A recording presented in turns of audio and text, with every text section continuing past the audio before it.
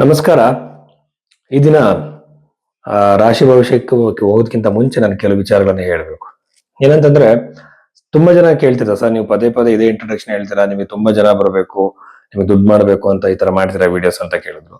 ನೋಡಿ, ಕೋಟ್ಯಾಂತರ ಜನ ಈ ದೇಶದಲ್ಲಿ ಇದ್ದಾರೆ. ನಾನು ದಿನಕ್ಕೆ ಒಂದು 5ರಿಂದ 10 ಜನಕ್ಕೆ ಮಾತ್ರ ಕನ್ಸಲ್ಟೇಷನ್ ಕೊಡೋದು. ಸೊ ಹಾಗಾಗಿ ಇದೊಂದು ಬಿಸ್ನೆಸ್ ಪರ್ಪಸ್ ಅಲ್ಲಿ ಮಾಡಕ್ ಸಾಧ್ಯ ಇಲ್ಲ. ಎರಡನೇದಾಗಿ ಬಂದು, ಜನಗಳಿಗೆ ಜ್ಯೋತಿಷರು ಭಯವನ್ನ ಹುಟ್ಟಿಸ್ತಾರೆ. ರೀಸೆಂಟ್ ಆಗಿ ಒಬ್ಬರು ಜ್ಯೋತಿಷರು ಹೇಳ್ತಿದ್ರು, ಏನಂದ್ರೆ ಯಾರೊಬ್ಬರು ನ್ಯೂಮರಾಲಜಿಸ್ಟ್, ಅವ್ರ ಹೆಸರು ಬೇಡ, ನನ್ನ ಕಸ್ಟಮರ್ ಅವ್ರು ನನಗೆ ಕಾಲ್ ಮಾಡಿದ್ರು, ನೀವು ಇಂಥ ಡೇಟಲ್ಲಿ ಹುಟ್ಟಿದ್ರೆ ಹಾಗಾಗಿ ನೀವು ಆತ್ಮಹತ್ಯೆ ಮಾಡ್ಕೊಳ್ತೀರಾ ಅಂತ ಹೇಳಿದ್ರು ಅಂತ. ಇನ್ನೊಬ್ರು ರೀಸೆಂಟ್ ಆಗಿ ಒಬ್ಬರು ಜ್ಯೋತಿಷರು ಮಾತಾಡ್ತಿದ್ರು, ಮೀನ ರಾಶಿಯವರು ಅಥವಾ ಯಾವ್ದೋ ಒಂದು ರಾಶಿಗೆ ಕುಟುಂಬದಲ್ಲಿ ಒಂದು ಸಾವಾಗತ್ತೆ ಅಂತ ಹೇಳಿ. ಯಾವ ಬೇಸ್ ಮೇಲೆ ಇದನ್ನ ಹೇಳ್ತಾ ಇದ್ದಾರೆ? ನ್ಯೂಮರಾಲಜಿ ಜ್ಯೋತಿಷನ ಅಥವಾ ಜ್ಯೋತಿಷದಲ್ಲಿ ಆಯುಷ್ಯನ ನಿರ್ಧಾರ ಮಾಡೋದು ಹೇಗೆ? ರಾಶಿಯಿಂದನೇ ನೀವು ಆಯುಷ್ಯನ ನಿರ್ಧಾರ ಮಾಡ್ಬಿಡ್ತೀರಾ?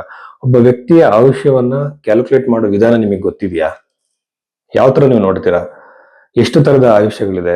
ಅಲ್ಪಾಯು, ಮಧ್ಯಾಯು, ಪೂರ್ಣಾಯು, ದೀರ್ಘ, ಇದರಲ್ಲಿ ಯಾವ ಕೆಟಗರಿ ಬೀಳ್ತಿದೆ, ಮತ್ತೆ ದಶ ಪೀರಿಯಡ್ ಯಾವ್ದನ್ನು ಅಪ್ಲೈ ಮಾಡೋದ್ರಲ್ಲಿ ಜನಗಳನ್ನ ಎದುರಿಸಿದ್ರೆ ಯಾಕೆ ಪೂಜೆಗಳು ಮಾಡಿಸ್ಲಿ, ನಿಮ್ಮ ಹತ್ರ ಜಮ್ ಸ್ಟೋನ್ಸ್ ತಗೊಳ್ಳಿ, ಅದು ನಿಮ್ಮ ಹತ್ರ ಇನ್ನೊಂದೇನೋ ಮಾಡ್ಲಿ ಅಂತನ. ಇದನ್ನ ಯಾವ್ದು ನಂಬಕ್ ಹೋಗ್ಬೇಡಿ. ಅದಕ್ಕೋಸ್ಕರ ನಾನು ಇಂಟ್ರೊಡಕ್ಷನ್ ಅಲ್ಲಿ ಇವೆಲ್ಲ ಹೇಳ್ತೀನಿ. ಜೊತೆಯಲ್ಲಿ ಇನ್ನೊಂದೇನಂತಂದ್ರೆ, ಜಾತಕವನ್ನು ನೋಡೋ ವಿಧಾನ ಜನಗಳು ಫಸ್ಟ್ ತಿಳ್ಕೊಬೇಕು. ರಾಶಿಯಿಂದಾಗ್ಲಿ ಹೆಸರಿಂದಾಗ್ಲಿ ತಿಳ್ಕೊಳಕ್ ಆಗಲ್ಲ. ವೇದಿಕ್ ಅಸ್ಟ್ರಾಲಜಿ ಅಂದ್ರೆ date of birth time correct ಆಗಿರ್ಬೇಕು, ನಿಮ್ಮ ಲಗ್ನ ಕರೆಕ್ಟ್ ಆಗಿ ಗೊತ್ತಿರೋ, ಲಗ್ನದಿಂದಲೇ ಮ್ಯಾಕ್ಸಿಮಮ್ ಬೇರೆದೆಲ್ಲ ಕನ್ಫರ್ಮೇಶನ್ಗೆ. ಲಗ್ನವನ್ನ ತಿದ್ದುವಾಗ ನಿಮ್ಮ ಹಿಂದಿನ ನಡೆದಿರೋ ಘಟನೆಗಳನ್ನ ಹೇಳಿ ಲಗ್ನ ಯಾವ್ದಂತ ಕಂಡುಹಿಡಬೇಕಾಗತ್ತೆ. ಸೊ ಈ ಲಗ್ನವನ್ನ ಕಂಡುಹಿಡಿಯುವಾಗ ಬರ್ತ್ ಟೈಮ್ ರೆಕ್ಟಿಫಿಕೇಶನ್ ಅಂತ ಏನ್ ಹೇಳ್ತಾರೆ, ಇದು ಬಹಳ ಸೂಕ್ಷ್ಮವಾಗಿರೋ ವಿಷಯ.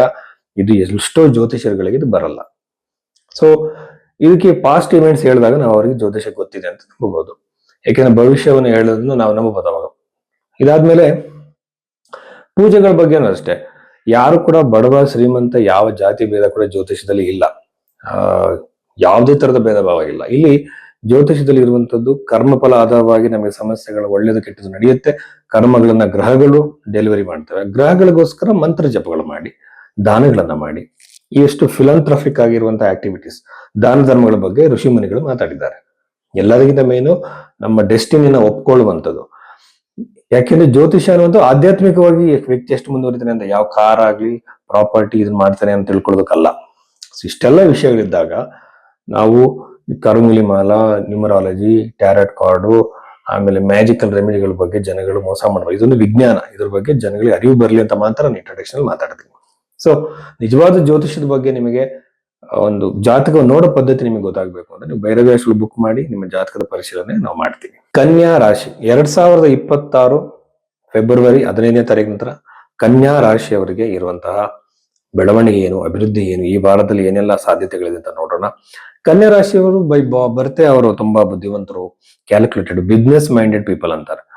ಇವರು ಯಾವ್ದಾದ್ರು ಬಿಸ್ನೆಸ್ ವ್ಯವಹಾರಗಳನ್ನ ಮಾಡ್ತಿದ್ರೆ ಕೇರ್ಫುಲ್ ಆಗಿರಿ. ಯಾಕೆಂದ್ರೆ ರಾಶ್ಯಾಧಿಪತಿ ಆಗಿರುವಂತಹ ಬುಧ ಗ್ರಹ 6ನೇ ಮನೆ ಇರುವಂತದ್ದು. ವ್ಯವಹಾರಗಳಲ್ಲಿ ಡಿಸ್ಪ್ಯೂಟು, ಕಿರಿಕಿರಿಗಳು, ಏನಾದ್ರೂ ಒಂದು ಇಶ್ಯೂ ಬರೋ ಸಾಧ್ಯತೆಗಳಿರುತ್ತೆ. ಬಹಳ ಎಕ್ಸ್ಟ್ರಾ ಕೇರ್ ಆಗಿರುವಂತದ್ದು ಒಳ್ಳೆಯದು.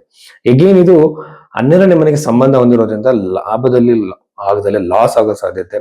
ಇನ್ವೆಸ್ಟ್ಮೆಂಟ್ಗಳಲ್ಲಿ ಈಗ ತುಂಬಾ ಜನ ಟ್ರೇಡಿಂಗ್ ಅಂತಾರೆ, ಇನ್ನೊಂದಂತಾರೆ ಗ್ಯಾಮ್ಲಿಂಗ್ ಎಲ್ಲ ಬಿಸ್ನೆಸ್ ಅನ್ಕೊಂಡ್ಬಿಟ್ಟಿದ್ದಾರೆ.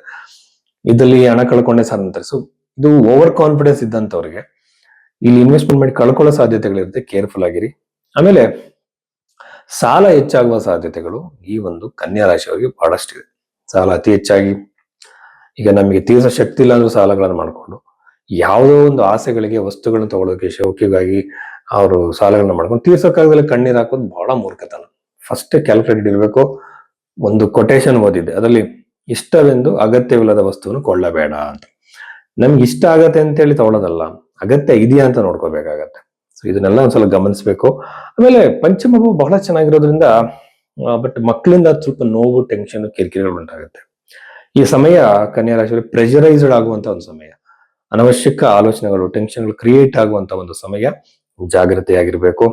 ಮ್ಯಾರಿಟಲ್ ಲೈಫ್ ಅಲ್ಲೂ ಕೂಡ ಅಷ್ಟು ಸುಗಮವಾಗಿಲ್ಲ, ಕಿರಿಕಿರಿಗಳು ಜಾಸ್ತಿ ಇರುತ್ತೆ. ಬಟ್ ಕರಿಯರ್ ರಿಲೇಟೆಡ್ ಆಗಿ ಬಹಳ ಉತ್ತಮವಾಗಿದೆ.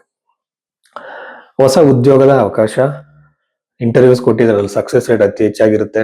ಹೊಸ ಜಾಬಿಗೆ ಟ್ರೈ ಮಾಡ್ತಿದ್ರೆ ಅವಕಾಶಗಳು ಹೆಚ್ಚಾಗಿರುತ್ತೆ, ಅಭಿವೃದ್ಧಿ ಇರುತ್ತೆ. ಆಮೇಲೆ ನಿಮಗೆ ನಾನಾ ತರದ ಅನುಕೂಲಗಳು ಈ ಒಂದು ರಾಶಿಯವರಿಗೆ ಇದೆ ಅಂತ ಹೇಳಬಹುದು. ಸೊ ಇಷ್ಟು ವಿಚಾರಗಳು ಕನ್ಯಾ ರಾಶಿಯವರಿಗೆ, ಹಾಗೇನೆ ಪ್ರಾಪರ್ಟಿ ಖರೀದಿಗೆ ಬಹಳ ಉತ್ತಮವಾಗಿದೆ. ನಿಮ್ಗೆ ಮನೆ ಕಟ್ಟಬೇಕು ಅಂತಿದ್ರೆ, ಲ್ಯಾಂಡ್ ತಗೊಳ್ಳೋದಾದ್ರೆ ಎಲ್ಲರಿಗೂ ಕೂಡ ಈ ಒಂದು ರಾಶಿಯಲ್ಲಿ ಹುಟ್ಟಿದಂತವ್ರಿಗೆ, ಕನ್ಯಾ ರಾಶಿಯವರಿಗೆ ಬಹಳ ಉತ್ತಮವಾಗಿದೆ. ಇಷ್ಟು ವಿಚಾರಗಳು ಕನ್ಯಾ ರಾಶಿಯವರಿಗೆ ಅಂತ ಹೇಳ್ಬೋದು. ನಮಸ್ಕಾರ.